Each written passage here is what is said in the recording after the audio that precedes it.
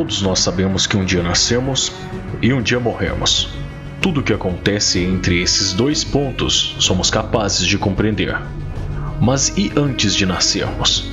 E depois que morremos? O que há além desse intervalo? A verdade é que não sabemos. E essa ignorância levanta a questão que assombra a humanidade desde que nos tornamos conscientes. Qual é o verdadeiro significado da vida?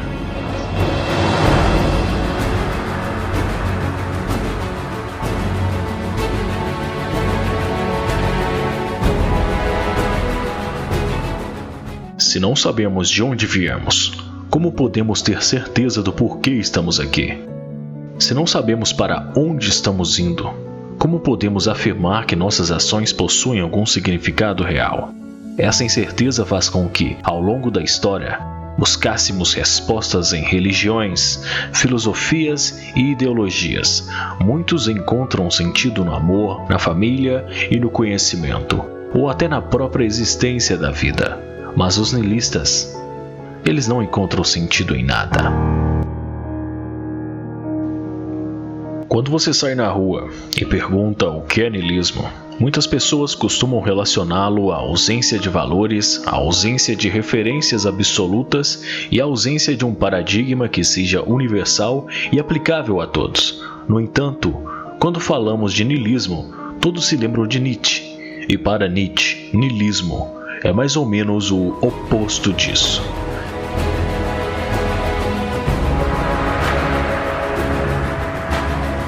Ele nos convida a imaginar que o mundo é constituído por forças vitais, um conceito que Spinoza chamava de potência de agir.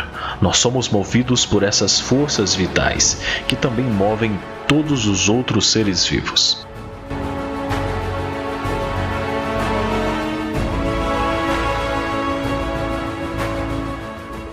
Nietzsche nos alerta que, por muitas razões, o homem tem rebaixado o mundo em nome de um outro mundo. Um mundo que pairara sobre o nosso, que seria eterno, imutável e transcendente. Ele argumenta que estamos acostumados a trabalhar com duas realidades. A realidade das forças vitais, o que Platão chamava de mundo das coisas sensíveis ou aparências, e a realidade das ideias, de que transcende nosso apetite e desejos. Essa degradação do mundo em que vivemos, em nome de uma transcendência imaginária, é um tema recorrente. A própria alegoria da caverna de Platão nos mostra que a verdade pode ser apenas uma sombra projetada em uma parede. O mundo em que estamos para Nietzsche é o único que realmente existe, onde as forças vitais são caóticas e inexplicáveis. Essa busca por um Deus universal, ou uma ideia de cosmos organizado, é uma tentativa de justificar uma transcendência que, em última análise, nega a realidade do que realmente vivemos. Nesse contexto, o niilismo se apresenta como a crença no nada, a negação das ideias que podemos ter sobre significados que representem o mundo e das experiências que ele proporciona. Isto é um convite a refletir sobre seus valores mais profundos. Pergunte-se, por quê? Por que você acredita no que acredita? De onde vieram essas ideias? A resposta pode levá-lo a um ponto onde não há mais respostas. Apenas o vazio.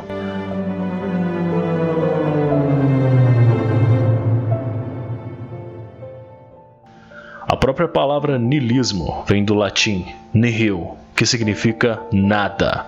E aqui o niilismo não é apenas pessimismo. O pessimista vê o mundo e acredita que o mal supera o bem, enquanto o niilista não acredita em nada, considerando que os conceitos de bem e mal são invenções humanas. O niilista não vê a vida através da lente do otimismo ou do pessimismo. Ele simplesmente descarta o copo, porque no fundo nada disso importa. Mas isso nos leva a um paradoxo. Se você acredita no nada, esse nada se torna algo em que você acredita. É aqui que a filosofia do niilismo desafia sua própria existência. O niilismo não surgiu como um conceito filosófico isolado. Ele emergiu de uma ideia literária, que ao ser sistematizada gerou diversas formas de niilismo. O o niilismo político, o niilismo ético e o existencial. Cada uma dessas vertentes nos convida a questionar as instituições que moldam a nossa vida. Imagine que você cria um novo esporte. À medida que um competidor vence repetidamente, surgem pessoas com um interesse comum em desafiá-lo. Aqui podemos observar uma genealogia da moralidade, onde os fracos se unem para proteger uns aos outros contra os fortes. Essa dinâmica gera uma oposição entre o que é considerado moral e o que é verdadeiramente forte e excepcional. Nietzsche também nos avisa que os ídolos, as ideias transcendentes como Deus, cosmos, a democracia e os direitos humanos estão caindo, revelando que muitas dessas crenças têm pés em barro. No atual crepúsculo dos ídolos, a humanidade pode finalmente focar na vida, abraçando o que ela tem de mais iminente e concreto. Assim, se a vida realmente não tem sentido, o que nos resta? Talvez a resposta seja simples: fazer o melhor possível com aquilo que temos. Em vez de nos preocuparmos se o copo está meio cheio ou meio vazio, talvez devêssemos simplesmente beber direto da fonte e viver até saciarmos nossa sede. Porque no final das contas, viver pode ser o único sentido que precisamos.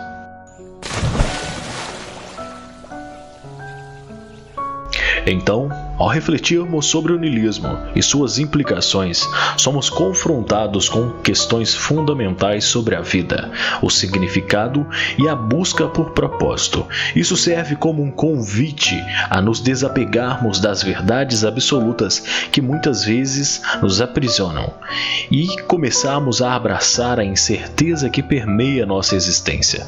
O niilismo nos lembra que, em um mundo onde as certezas se desvanecem, podemos encontrar liberdade na criação de nosso próprio significado.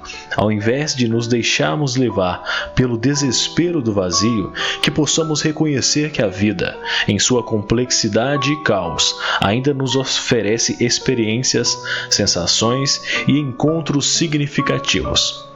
Portanto, ao olharmos para o copo, que possamos decidir por nós mesmos como enchê-lo. Viver plenamente com todas as suas nuances pode ser a única resposta que precisamos diante da imensidão do nada. E assim, convidamos você a questionar, explorar e, acima de tudo, viver. Porque no final, viver é a maior afirmação que podemos fazer em um universo que, de outra forma, pareceria desprovido de sentido. Obrigado por nos acompanhar nessa jornada filosófica. Se você gostou do vídeo, não se esqueça de curtir, compartilhar e se inscrever para mais reflexões profundas. Até a próxima!